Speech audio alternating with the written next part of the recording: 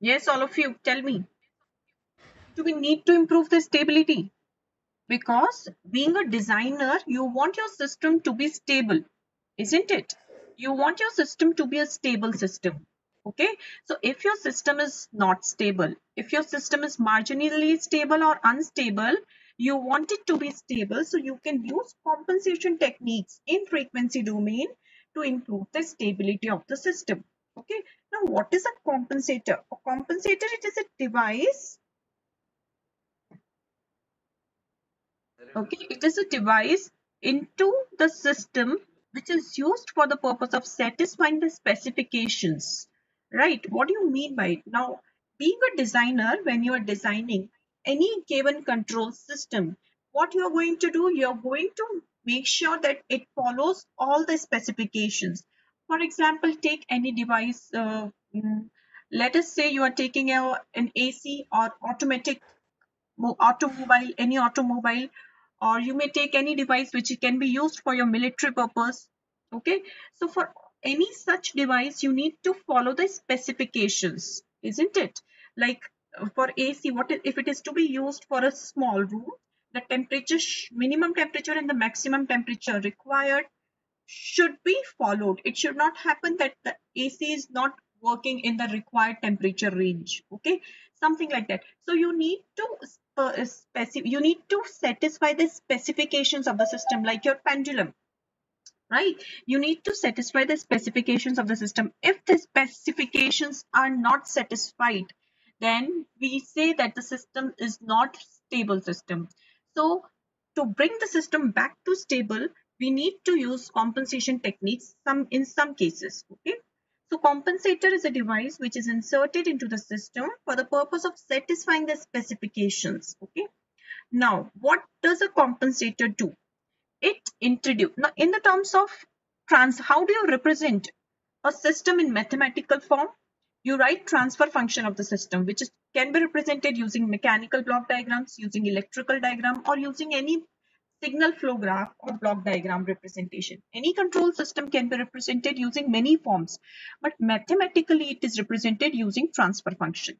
Okay, so how do you use compensator? You introduce pole or zero in open loop transfer function to modify the performance of system. Okay, you introduce a pole or zero in open loop transfer function to modify the performance of the system. Obviously the system performance will be modified. You change the transfer function, so you are modifying the performance in order to make it stable. Okay, so what are the types of compensators? There are three types of compensators: lag compensator, lead compensator, and lag lead compensator. Okay. Now, choice of compensation. It is based on how do you select compensation technique. The compensation technique is selected based on signals, the input signal, based on power levels of the system, of control system, based on designer, what is the approach that particular designer is following. Like you may follow some other approach, I may follow a different approach to compensate the stability of the system, to use a compensation technique in order to make the system stable, right? So it depends on the choice of designer. It depends on the experience, economic considerations, where you are actually designing the system for. Okay, so these are the few parameters which are used for selecting a compensation technique. Now, why compensation is required? As I have already told you, that compensation is required to stabilize the system. Compensation is provided to obtain desired performance. Now, as you all know, how do you make the system stable?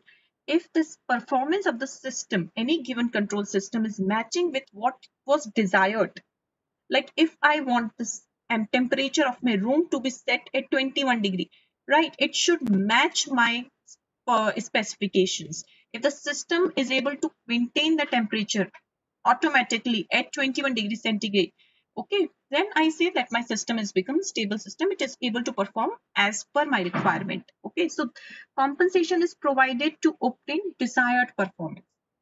Okay, now let us study in brief about the three types of compensation.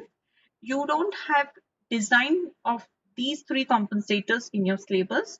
It is beyond the scope of your syllabus. We will just have an overview about compensation techniques. Okay. Any doubts? No, ma'am. Yes or no? No, ma'am. Yeah. Chandramohan, I'm not able to hear. Any doubt? No, ma'am. Okay, fine. Lag compensator. A compensator having characteristics of lag network is called lag compensator. Now you have already studied about leak and lag network in your first year. So the transfer function of a lag network is of the form of S plus ZC upon S plus PC, where you have one pole, namely minus 1 by beta t, and 1 0, namely minus 1 by t. Pole 0, plot of lag compensation. How do you write transfer function for this? Like this, where t is greater than 0 and beta is also greater than 0. So your zeros and poles are defined using the graph. Okay, so lag compensation results in large improvement in steady state performance. So you know about steady state performance. When you use lag compensation technique, it improves your steady state performance, but it results in slower response due to reduced bandwidth. Essentially, it is used in attenuation of high frequency noise signals. Okay, this is the basic purpose of using lag compensation, high frequency noise signal. It behaves like a low pass filter. It increases the order of the system by 1. Why? Because you are adding poles and zeros. So it increases the order of the system by 1. It can be determined by using Bode plot or root locus. You can find the stability using Bode plot or root locus. How do you draw the block diagram? You introduce this factor. This is the extra factor which you introduce. In your transfer function GS, you are introducing 1 by beta, then you are introducing beta into this transfer function. So beta gets cancelled out, and this is the thing which you have introduced. So this is the block diagram of lag compensated system. Okay. Now the transfer function. What is the transfer function? This is the transfer function of lag compensator. Okay. Now similarly, lead compensation. Now a compensator having characteristics of lead network, RC networks, you would have studied lag and lead networks using RC. Same form of network is used here as a lead compensator. The characteristics is it is a high pass filter, it amplifies high frequency noise signals, it increases out of the system by 1, similar to your lag compensator. It increases bandwidth, improves speed of response, reduces overshoot. It converts unstable system to stable system. Okay, so this is the transfer function, block diagram. That's all. And the last one is lag lead compensation. A compensator having characteristics of lag lead network is called lag lead compensator transfer function. That means both the networks, above two networks, are combined together. So the transfer function will be lag network, lead network combined together, and the poles and zeros are shown here. Advantages are it improves both transient and steady state response. It will add advantages of both the compensators, lag and lead compensators. Advantages of lag and lead compensation is combined. It increases the order of the system by 2. Why? Because one order is increased by 1 by lag network and 1 more by lead network. It is economical to use a single lag lead compensator. Just see the transfer function. Combine both the transfer functions. That's all. So you may get a question to write a small short note or just write about any one of all these three or each one of them. So you just have to prepare a short note about compensation techniques. It is a wide topic, but it is beyond the scope of your syllabus, so we will not be going into details of it. Is that clear? Yes, ma'am. Okay. So that's all we are going to. Any doubts in the last lecture, in the topics taught in the last lecture? Calculation of transfer function from No, Bode. ma'am. All of you have understood even the problem 5? Yes, ma'am. Yes? Say yes or no, all of you. Now, Yes, ma'am. Now Yes, you will ma'am. be getting Yes, attendance ma'am. for today's class only when you post your Bode plot in Google Classroom.